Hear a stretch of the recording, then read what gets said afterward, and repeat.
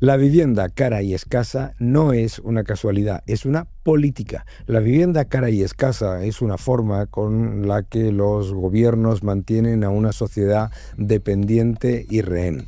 Estamos viendo cómo los gobiernos introducen cada vez mayor intervencionismo, unas leyes que lo único que hacen es perjudicar a la oferta y empeorar la situación en general para los ciudadanos, y no solamente se desprotege a los propietarios, sino que además se buscan fórmulas que lo que hacen es empeorarlo mucho más. Siempre se ha dicho que lo mejor que se puede hacer para destruir una ciudad, aparte de bombardearla, es controlar los alquileres, y lo que hemos visto es exactamente eso en todo el mundo. Vamos a hablar sobre lo que está ocurriendo con la vivienda, lo que está ocurriendo con el alquiler, y ya que la situación es la que es, vamos también a saber cómo beneficiarnos.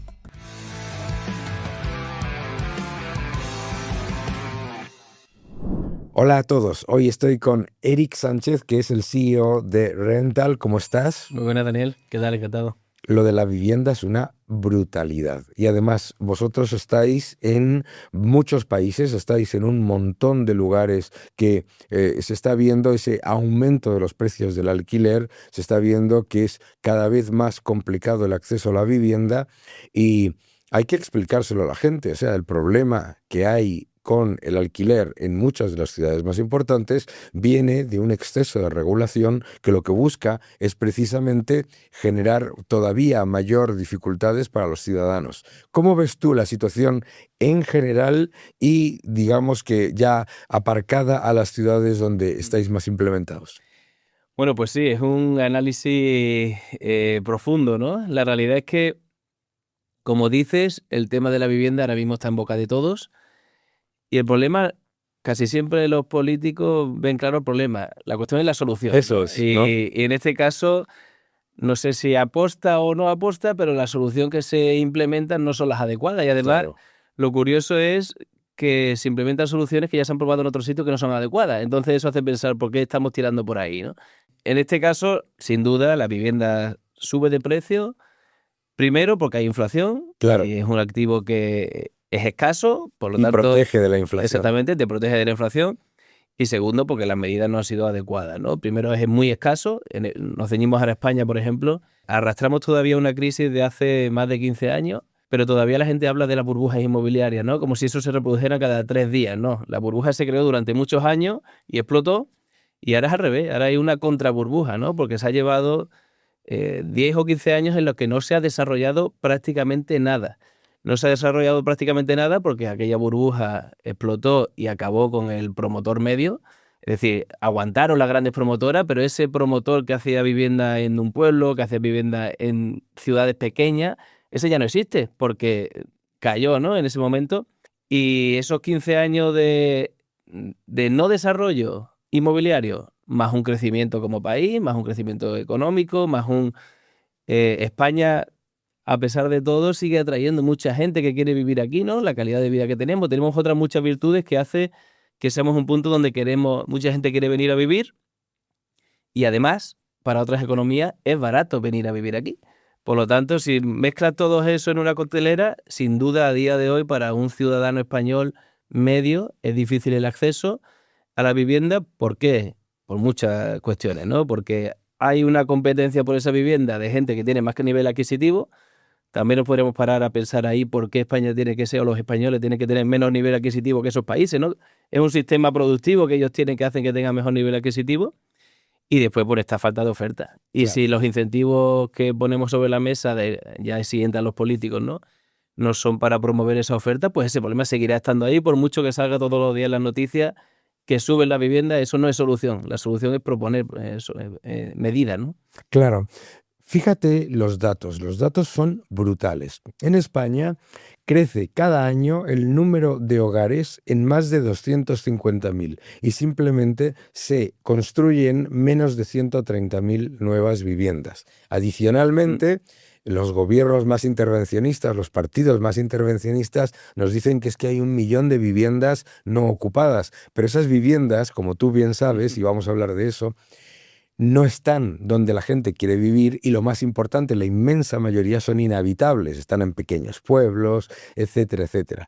Adicionalmente a ese agujero que hablábamos, 250.000 hogares nuevos, 130.000 nuevas construcciones, se añade otro factor brutal, que es el de la regulación y el aumento de costes que lleva a que los promotores les cueste muchísimo más construir y por lo tanto eso también encarece la vivienda. Decir que el 40% de cualquier promoción tiene que ir a vivienda social hace que el otro 60% sea muchísimo más caro o simplemente que se No es decida, rentable hacerlo. que se decida no invertir, ¿verdad? Uh-huh. Al final, no hay que olvidar que un promotor, un constructor, es una persona que pone en juego su capital y su trabajo, es su vida. Se habla de los que ganan, pero no se ven a todos los que pierden en el camino, ¿no? Eso es. Y si alguien está enfrentando una situación en la que es difícil ganar dinero, pero tiene una gran responsabilidad, porque promover vivienda tiene una gran responsabilidad por muchos frentes. Mucha gente trabajando para ti, mucha responsabilidad durante muchos años de que esa vivienda esté en perfectas condiciones. Y si ahí no ves beneficio económico, pues lo normal es que digan, oye, pues me dedico a otra cosa, ¿no? Claro. Ahora, después está la opinión de, no, tiene que haber vivienda. Bueno, pero por arte de magia no se hace. Tiene que haber un incentivo de hacer. Las personas nos movemos por incentivos. Si no vamos a ganar dinero, no vamos a trabajar en eso. Nadie va a trabajar en algo que no gane dinero, porque buscará otra opción en la que ganaráis y se buscará su vida, ¿no? Entonces, por ahí, los números que has dicho son clarísimos, ¿no? Hay un déficit anual más un déficit acumulado. Sí. Después, el tema de vivienda, se cogen las estadísticas macro, como dices, y no se analiza el detalle. Si son viviendas en la zona donde no hay demanda, da igual cuántas viviendas haya. Si después es otra cosa, son viviendas privadas. Oye, pues le vas a decir lo que tienes que hacer. Le vas a decir que tiene que reformarla para que sea habitable, porque para reformarla también hay que invertirla. Es decir, que no es abrir con una llave una puerta y que entren inquilinos, es que ese inquilino después necesitará unas condiciones de vida y todas las viviendas se tienen que o crear o reformar, porque muchas viviendas del parque español son viviendas de 40, 50 años y no por abrir esa llave o esa puerta de esa casa es que vayas a solucionar el problema, ¿no? Así que al final es cuestión de incentivos y volvemos a lo mismo, ¿no? ¿Por qué no se ponen los incentivos para que se genere riqueza, se genere trabajo, se genere vivienda? Eso es lo que de verdad va a dar oferta al mercado, ¿no? Claro, hablabas tú antes de la burbuja inmobiliaria y muchas veces los más intervencionistas dicen, es que si se construye mucho, habrá una burbuja inmobiliaria. Y digo, vamos a ver, no hay ahora mismo un problema de vivienda y un problema de precio. Ese elemento puntual de ese pinchazo no solamente no fue negativo, sino que lo que tendríamos que haber hecho es aprender no a incentivar que se tome riesgo y que se compre cualquier cosa. Sobre apalancamiento, o venta sobre venta, sobre plano. Es decir, claro, no vayamos del blanco al negro, ¿no? Quedémonos en los grises. Al final por eso digo, yo creo que nos ha marcado demasiado a esta generación. Sí. Esa crisis. Sí, ¿verdad? Y ahora parece que cualquiera que se dedica al inmobiliario es un especulador, que también tiene... El especular tampoco es malo de por sí. Es decir, no es malo, es poner muy bueno. Tu dinero en juego es un riesgo. Claro. No siempre se gana, ¿no? Y muchas veces no es especular, es añadir valor. O sea que realmente hay un discurso muy superficial que intenta poner de enemigo a aquel que está realmente creando valor. Y la economía se mueve creando valor, eso es obvio, ¿no? Es que esa es la parte más importante. La gente que se dedica a decir que, bueno, pues es que van a especular. Vamos a ver, el mayor especulador de todos es el Estado, que es el que está lucrándose con el IBI, lucrándose con la subida del precio de la vivienda, lucrándose con, obviamente, cuando libera suelo, con unas gigantescas plusvalías y unos enormes beneficios, ¿no? Entonces, y eso de criticar al especulador, la gente siempre ve a los especuladores, no sé si te has dado cuenta, en la parte que no les gusta, ¿no? Si tú estás comprando materias primas, eres un especulador, pero si estás comprando acciones y la gente está invertida, claro, les parece muy bien. Sí, sí, totalmente, totalmente. Yo creo que ahí hay otro elemento esencial en el tema del alquiler, es que la desprotección del propietario hace que se haga muy difícil que se pongan nuevas viviendas en alquiler. Lo que tú dices, hay que reformarlas, hay que poner un montón de capital y después hay que tomar el riesgo, porque claro, si luego lo que se hace es incentivar la ocupación, la inmigración ilegal, etcétera, etcétera. O sea, se le está traspasando la política social a los propietarios y a los contribuyentes que ya pagan impuestos para que haga política social el gobierno, ¿no? 100% se le está traspasando la realidad, ¿no? Esa responsabilidad y además mal incentivado. Sí. Porque si encima le limita, encima no le protege, ¿no? Es como, coño, no, ya hemos aportado. Siempre digo una cosa, porque al final es fácil hablar de el rentista o el especulador que tiene vivienda y digo, quizá esa persona hizo algo, trabajó para ganar ese dinero, Claro. para poderse comprar una casa. Claro. ¿no? O sea, que comprarse una casa en este país lo ha hecho casi todo el mundo hasta hace muy poco y lo que no puedes poner ahora en duda que ese trabajo que hizo esa persona no tiene ahora derecho a sacarle algo de provecho y ya últimamente ya no es sacarle provecho, ya puede pagar la hipoteca de la que pidió para comprar esa casa, ¿no? O sea Muy que importante lo que acabas de decir. traspasar esa situación de no todo el mundo somos iguales, no todo el mundo nace en las mismas condiciones, no todo el mundo tiene las mismas oportunidades, eso es obvio. Lo que un Estado como el nuestro debe hacer es que el umbral más bajo cada vez tenga más oportunidades, pero no todo el mundo se puede comparar con otro que nació en otra situación, igual que nos pasa con los países, ¿no? Así que realmente yo creo que es un discurso que no nos lleva a ningún lado el pensar que todo el mundo debería de nacer de cero, Sí. y porque no es así además. Y debe ser, es al contrario, que le vaya bien a otro que genera valor. ¿Qué más te da que sea más millonario si a ti te llega más? Claro. Subamos el nivel de todos, ¿no? No quitemos a uno para dar a otro. Yo creo que es un análisis un poquito macro, pero yo creo que lo que está equivocada es la narrativa, ¿no? De que parece que porque a alguien le vaya bien es una excusa para que a ti no te vaya bien, cuando suele ser al revés, ¿no? Las economías fuertes son las que hay mucha gente que le va muy bien Claro. y a los que le iba peor están en mejores condiciones que antes, ¿no? Es que parece como que nos quieren acostumbrar a que seamos pobres, ¿de acuerdo? Decías tú, un montón de gente que viene a nuestro país que tienen mayores rentas y que ven que este país es más barato, ¿sabes? Y en vez de pensar, oye, ¿y por qué tienen ellos mayores rentas y nosotros menos? Digamos, prohibimosle, no, que no vengan, ¿no? Que no vengan. Que no vengan los que tienen rentas altas, que vengan los que tengan rentas bajísimas y así parece que nosotros estamos en un cohete, ¿no? Sí. Es una cosa vergonzosa, por otro lado, que en un país que tiene la demostración empírica, porque piénsalo, la creación de la clase media en España ha sido un factor determinante, la vivienda. El acceso a la vivienda, el hecho de que las personas se podían comprar una vivienda y luego la transmitían a sus hijos, eso ha sido un factor de movilidad social muchísimo mayor que cualquier otro de políticas públicas y se lo están cargando completamente. Totalmente. Y hay mucho más, ¿no?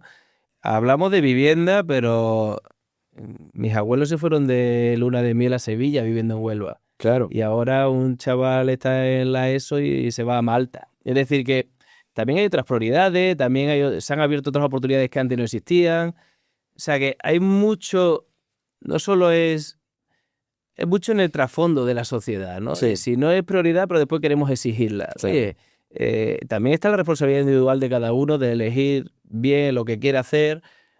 No elegir algo que viene ya, digamos, encorsetado, sino, oye, ¿qué demanda la sociedad? Al final la sociedad te va a pagar muy bien si ofreces algo que hay demanda. Eso es. No lo que te gustaba de pequeño. Claro. Y aunque te gustara, igual si tú no eres tan bueno, no te va a pagar tan bien. Es que a veces hay que tener un poquito de responsabilidad individual. Yo soy jugador de baloncesto profesional y mido 1,82. Es como si y entrenaba más que nadie. Pero yo no podía exigirle a nadie que me fichara los Lakers. Claro. A mí me ficharía el que yo diera el nivel, ¿no? O Entonces, que te paguen lo que le paga a Gasol, ¿no? Claro, Gasol, ¿no? 16 encima es mejor que tú, pues obviamente es competitivo, ¿no? Y la vida es competitiva. En el deporte se ve más claro, pero en la vida de a pie es algo similar. Obviamente una sociedad debe intentar que cada vez haya más oportunidades, cada vez más gente tenga acceso.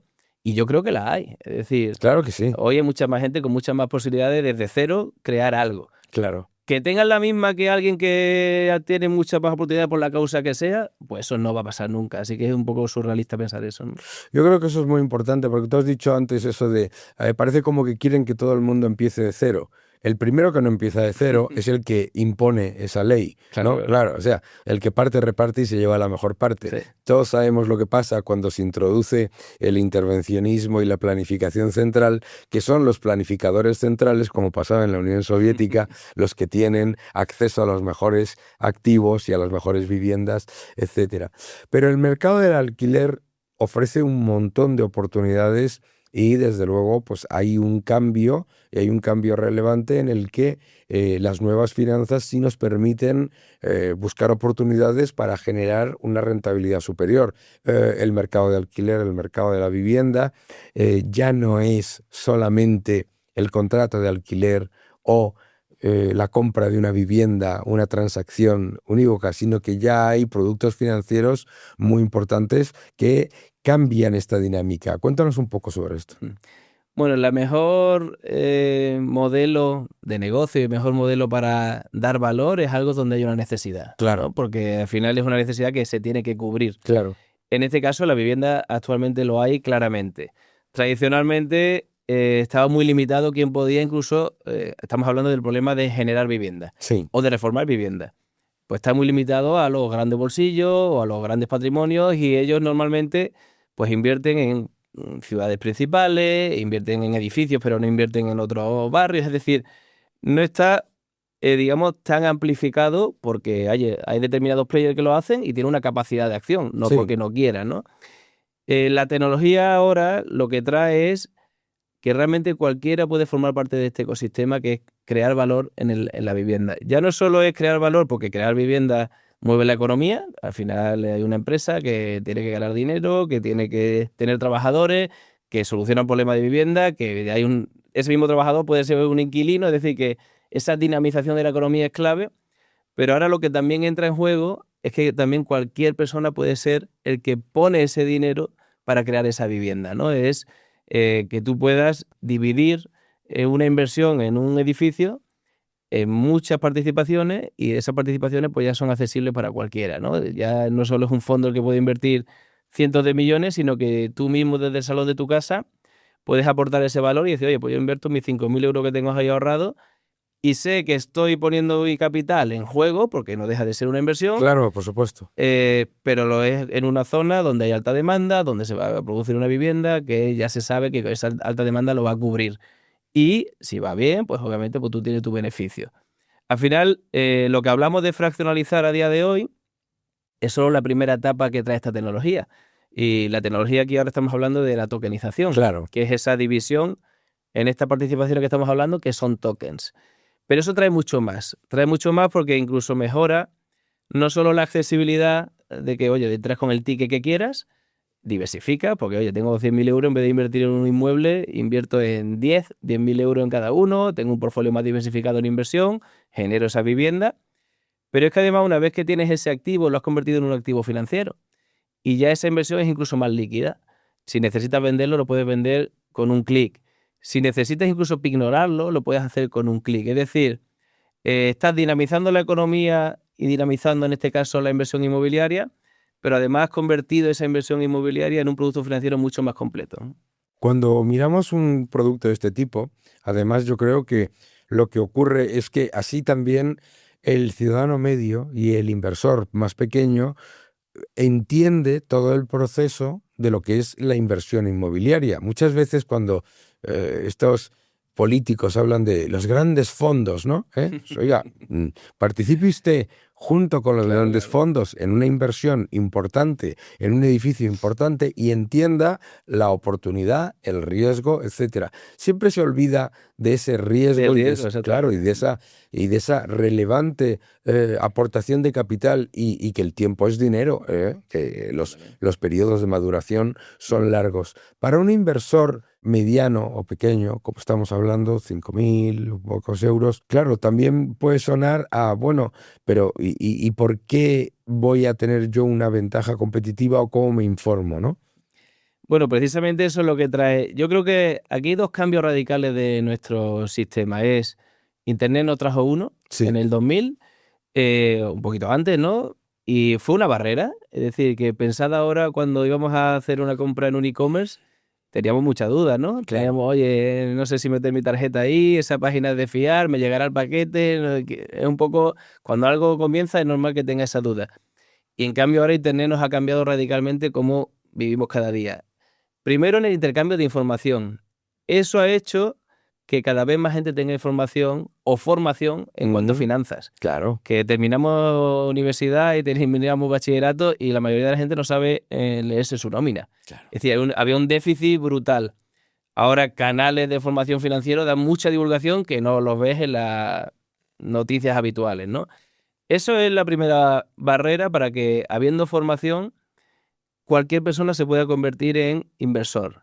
Eso es. Ten primero formación, ten primero conocimiento, y ahora lo que trae la tokenización es que después de que estés formado, tienes las herramientas para ejecutar esa inversión. Es decir, antes no tenías formación, ahora la tienes, y ahora además tienes herramientas que te hace tener las mismas herramientas que ese gran fondo que antes tú veías como esos son los que ganan dinero porque tienen el dinero y lo invierten. Pues ahora tú formas parte del grupo que es un gran fondo y obviamente pues si va todo bien ganas dinero y encima estás dinamizando la economía. Muchas veces en Rental, que hacemos inversiones inmobiliarias en España, en Estados Unidos, en México, en República Dominicana, en Emiratos, la rentabilidad media del año pasado fue un 16%. Sí. Alguno dirá, bueno, pero es que eso es muy alta, eso hace que determinadas cosas sean demasiado caras porque hay mucha ganancia para el inversor. Y yo digo, ya, pero es que si a lo mejor dar el 9, los inversores no lo financian. Claro. Entonces, ¿qué es mejor? ¿Que el inversor gane el 14, el 15, el 16 y se generen 1.000 nuevas viviendas o que no lo gane y que haya 0 viviendas? Claro. Al final es cuestión de incentivo, ¿no? Yo creo que hay que mirar, oye, deja que otro gane mientras a ti te cubra una necesidad, ¿no? Claro. Y obviamente lo gana porque cubre una necesidad del mercado. Porque si estuviera fuera de precio, lo perdería. Claro. Porque no se vendería ese inmueble, no se alquilaría ese inmueble, ¿no? Claro, muy importante esto que tú acabas de decir, porque claro, porque dice, es que gana un 16% con inmobiliario y por lo tanto es una rentabilidad demasiado alta. Primero, demasiado alta con respecto al coste de capital, no tiene por qué ser. Segundo, es más importante, es que has hablado Emiratos, México, República Dominicana. Es que estamos hablando de muchos lugares en los que poner el capital de antemano para llevar a cabo una inversión inmobiliaria ya conlleva un riesgo muy relevante y luego, por supuesto, claro, la gente piensa un poco en forma hoja de Excel, ¿no? La gente piensa en, ha puesto 1 y ha salido 1,16. No, lo que no estás viendo es toda esa cantidad de riesgo. Es decir, un 16% de rentabilidad es un 16% de rentabilidad porque lo merece, no porque sea un chollo, sino porque lo merece, ¿no? Por supuesto, y si te parece tan goloso, es que ahora puedes ser tú el inversor. O sea, que ya no está limitado a aquel fondo de 10 millones que pues es que como él puede, se aprovecha, ¿no? Pues forma tu parte de ello. O sea, que eso ha cambiado radicalmente. Y después estamos hablando de la democratización de la inversión a gran escala del sector inmobiliario. Totalmente, totalmente. Ahora tú puedes ser de los que ponen ese capital para crear esa torre y ese edificio. Entonces, hay que cambiar un poco la perspectiva. Primero, esto quizás nos estamos enfocando más en el mensaje al que lo ve como negativo, pero la mayoría de la gente yo creo que lo ve como positivo, ¿no? Yo creo que sí, eso también es importante. A veces hace más ruido los que lo ven como negativo, ¿no? Pero eso es. El que lo ve como positivo, que debería ser lo normal porque es generación de valor y de riqueza, pues ahora tiene la oportunidad de formar parte de ello, ¿no? Y como decías aparte, con la parte de la globalización, esa es otra cuestión. Es que un país tiene que ser competitivo. Claro. El dinero vendrá si le da buenas condiciones para ser competitivo. No siempre es el yield más alto, claro, pero tiene que ser garantía, tiene que ser la normativa que estábamos hablando antes de que, oye, yo quiero poner mi dinero porque sé que mi dinero va a estar protegido, ¿no? Claro, claro. Y esta tecnología, de nuevo, Renta tiene inversores de 106 países. Es decir, que también atraes capital para que se forme vivienda, se genere nueva vivienda, se compre WIPs que están abandonados desde hace 15 años y se termine para que haya nuevas viviendas. Así que realmente el yield es alto o es bajo, es especular o no especular. El yield es el suficiente para atraer el dinero y para que esa vivienda se ponga en marcha. Cuando sea más barato, pues se podrá conseguir dinero más barato, pero a día de hoy es el adecuado para que eso no se quede parado, que es la clave, ¿no? Muchas veces la gente no entiende que no existe la rentabilidad sin riesgo. Eso es 100%. Y parte de la base de la percepción de que el bono soberano no tiene riesgo, cosa que es falsa, como entendemos todo el mundo y como vemos todos los días, etcétera, etcétera. Entonces, claro, dicen, bueno, es que a mí me parece que si ganas un 3%, 3,5%, que es lo que me da el bono soberano a 10 años, eso me parece bien, pero un 16 no. ¿What? ¿Sabes? Estás comparando peras con manzanas, ¿no? Estás comparando periodos de maduración diferentes, riesgos diferentes, elementos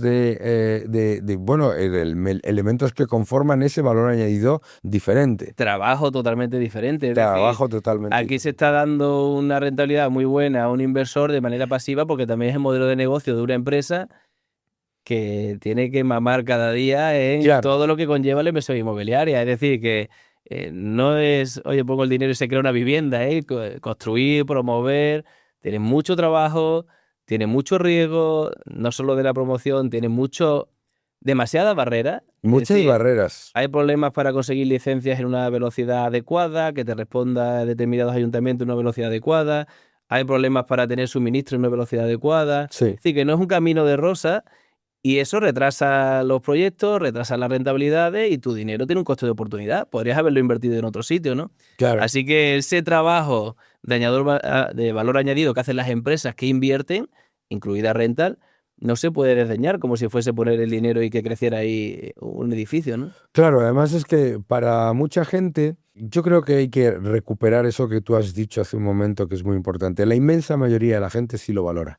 Yo creo que sí. La inmensa mayoría de la gente entiende que una empresa constructora y que el sector inmobiliario es un sector de alto valor añadido y que además lo que hace es generar un montón de soluciones que hoy consideramos que son aparentemente sencillas, pero que hace 30 años nos parecían imposibles. Totalmente.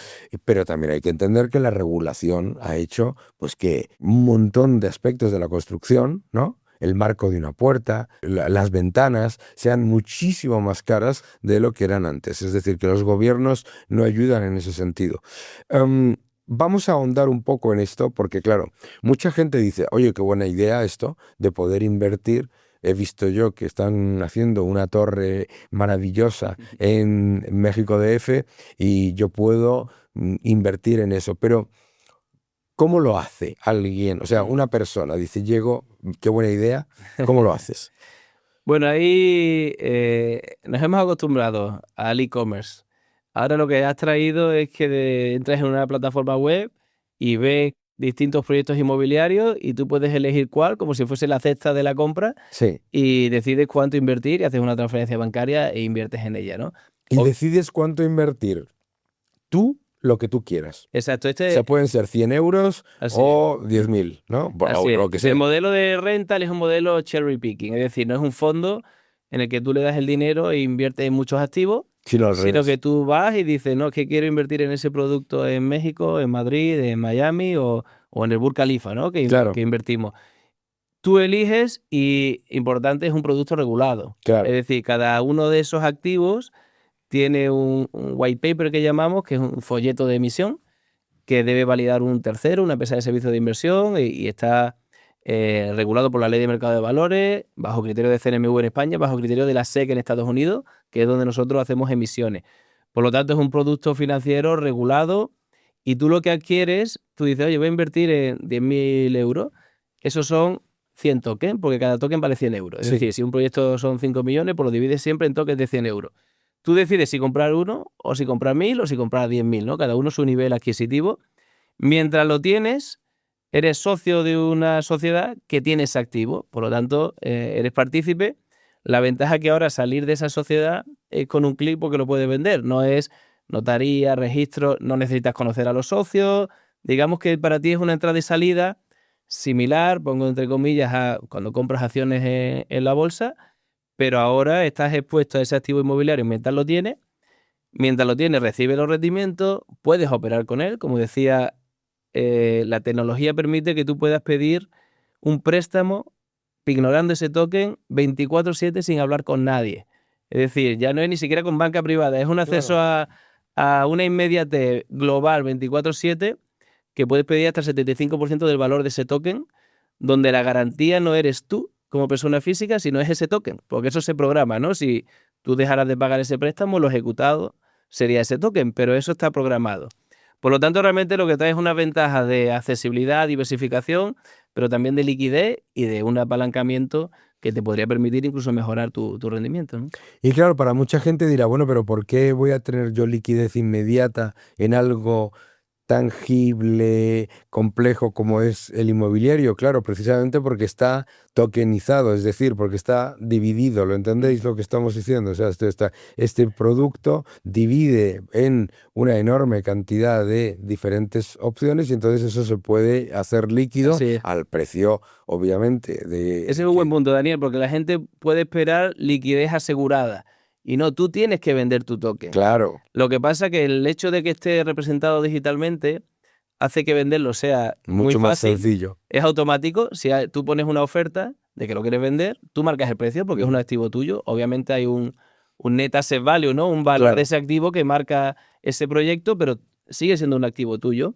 Tú lo puedes poner a la venta y cualquier persona que tú no conozcas, si acepta esa oferta, pues te hace el pago y inequívocamente de manera atómica a él le llegan los tokens y a ti te llega el pago. Claro. La fraccionalización hace que no solo lo puedas vender porque es alguien que no necesitas conocer a la persona que, si tienes un piso, necesitas vendérselo oye, lo tengo en Madrid, tiene que venir a Madrid, que le guste ese piso, pagarme el dinero completo y ir a notaría de registro, ¿no? Aquí, si tú tienes un activo que ya tiene un track record, porque además todo es trazable, que ese activo tiene una rentabilidad, se vende a cualquier otro usuario alrededor del mundo, pero es que además tú no necesitas vender tus 100.000 euros. Dices, oye, es que necesito 20.000 euros de liquidez. Claro. Vendo esa parte. Y no necesitas vendérselo a uno. Es que a lo mejor uno te compra 10.000, otro 5.000 y otro 500. Por eso es más líquido, porque la demanda es más fácil de darle cabida, pero necesitas siempre compradores para tu liquidez.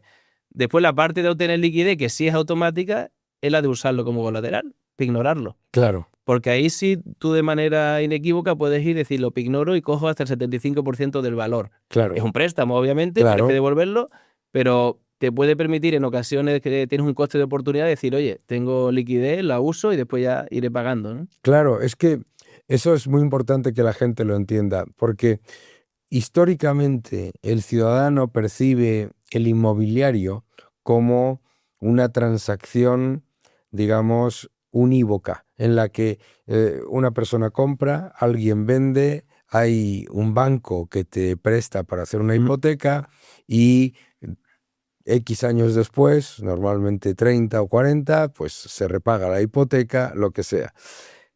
Aquí es otra cosa completamente distinta. Aquí es que todo el proceso se hace más líquido introduciendo personas que pueden estar interesadas en una parte diferente del proceso, incluido el de apalancar o de pedir un préstamo a cambio durante el proceso de inversión.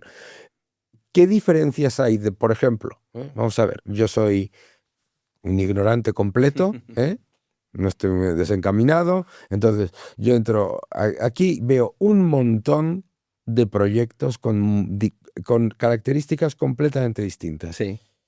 Una persona que no sabe cómo, digamos, ¿cómo le recomiendas tú que, digamos, elija en su cesta de la compra cuáles son esos tokens que le pueden merecer la pena? Bueno, primero, como no asesor financiero no podemos recomendar, pero después cada uno tiene un poco su tesis de inversión, ¿no?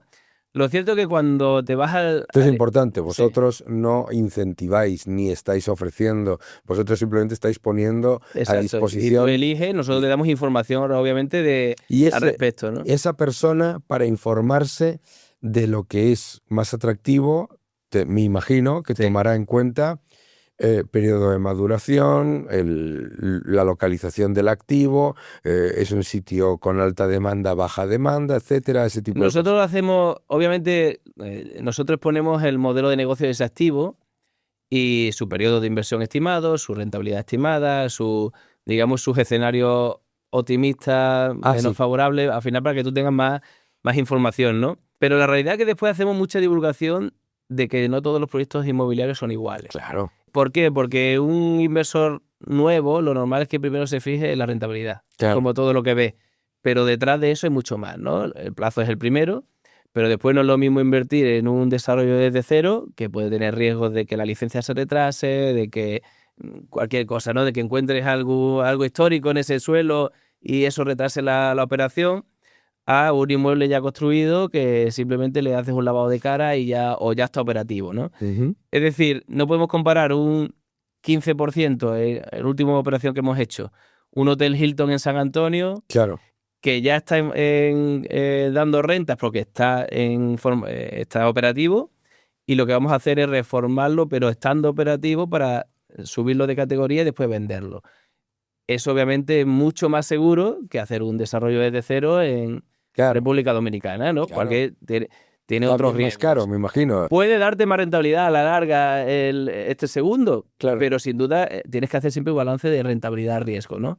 Nosotros ahí lo que intentamos es ser muy claro en exponer, de hecho ese documento que te digo regulado, debes poner la parte positiva y todos los riesgos, ¿no? Que Claro. a veces por regulación tienes que poner riesgos hasta de que se vaya a internet, ¿no? Pero tienes que exponer, ¿no?, toda la parte positiva y la parte negativa para que tengas formación, ¿no?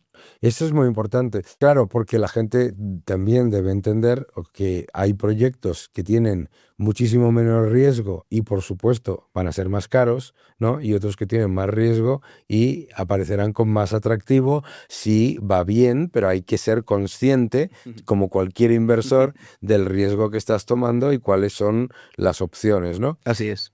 Decías, periodo de maduración. Desde el principio o a un proyecto ya en marcha. ¿Qué otras variables crees que son importantes tener en cuenta? Bueno, yo creo que el modelo de negocio, ¿no? Porque como te he dicho, Rentale ha querido que tú desde una sola plataforma puedas diversificar en país, Sí. en moneda, porque inviertes en euro o en dólar, dependiendo de dónde esté el Ujú. activo, pero también mucho en modelo de negocio. Y es porque desde un hotel a un desarrollo desde cero, hicimos el primer co-living tokenizado en España, hemos hecho vivienda turística. Es decir, que hay que diferenciar mucho entre, oye, voy a financiar. Es que dentro de un mismo proyecto incluso hay varias etapas, ¿no? Claro. Voy a financiar la compra de ese suelo Claro, para claro. urbanizarlo, tiene un yield más elevado, pero es bullet, nos da rentas. Después voy a financiar la construcción, Claro. suele tener un yield un poquito más bajo que este primero, y también es bullet, quiere decir que te lo da cuando se termina la construcción, porque se tiene que vender. Y después hay unas rentas, ¿no? Porque al final compro el activo y puedo invertir ya como propietario del activo, y obviamente ese yield, esa TIR es más baja que el que ha financiado la construcción, pero estás teniendo una TIR todos los meses de algo que ya está construido, ¿no? Digamos que su respaldo es más potente. Así que en realidad, rentabilidad, tiempo, riesgo, y después hay esa parte de gusto, ¿no? Porque hay Claro. gente que le gusta, oye, me gusta este que es muy llamativo. Al final es una inversión también online y muchas veces también te entra por los ojos, ¿no? Claro, Que sea un claro. proyecto turístico, que sea muy llamativo y tal, ¿no? Claro. Mm. La gente luego cuando habla del crowdfunding del bar de Pablo Iglesias y todo eso parece que lo entiende, ¿eh? Pero creo que es desde luego una solución muy importante para democratizar el acceso a la inversión en la vivienda, que la gente la entienda, que la gente aproveche para también generar valor añadido, y también yo creo que es una manera de que esas empresas que tienen más dificultades para acceder a financiación para llevar a cabo un proyecto, lo hagan a una velocidad que no es típica, que no sería típica simplemente yendo a financiarte en un banco Sí. o lo que sea. O De sea, hecho, es un punto importante ese, Daniel. Ha crecido mucho la financiación alternativa, ¿no? Claro. Con empresas de crowdfunding, que en España hay muchas haciéndolo bien. Rental con la tokenización es un paso más, pero Claro. no deja de tener esa misma base de financiar operaciones que seguramente para un banco no entran, porque ellos entran en la fase ya cuando casi no necesitas el dinero, pero es su modelo, ¿no? Claro. Y ese modelo hacía que hubiera un déficit de posibilidades de hacer proyectos que realmente tienen mucho sentido, ¿no? Porque Sí. están con buenos promotores, con buena demanda, con zonas que necesitan realmente esa vivienda. Entonces, por eso ha crecido mucho la inversión alternativa. Obviamente, después, dentro de que sale mucha oferta, también el inversor debe tener su criterio. Oye, pues voy a esta plataforma que ya tiene un track record, que tiene esa credibilidad.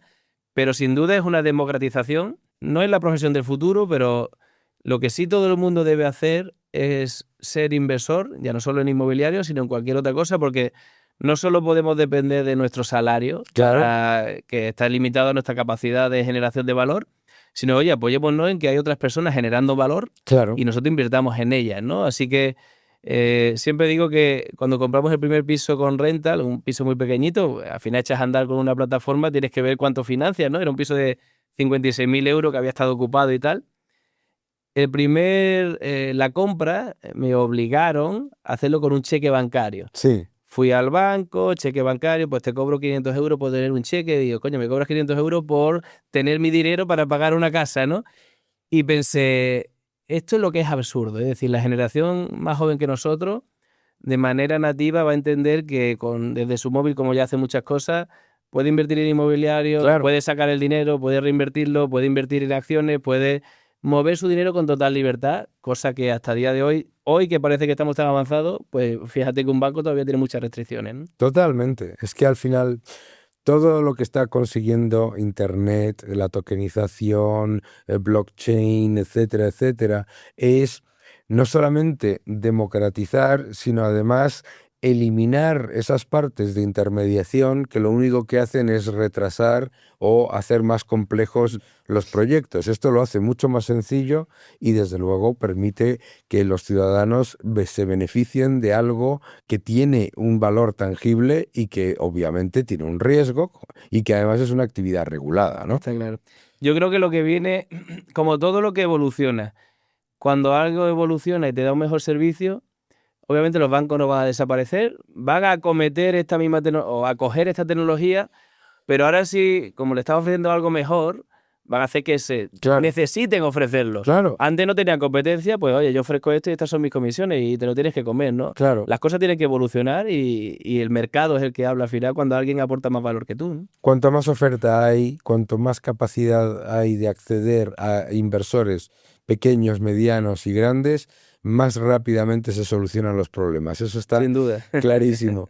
Eric, ha sido un gusto. Gracias por esta charla. La verdad es que ha sido muy, muy, muy interesante. Y nada, ya sabéis que tenéis todos los detalles en la descripción del vídeo. Y un fuerte abrazo y muchas gracias por ver. Muchas gracias, Daniel. Un placer.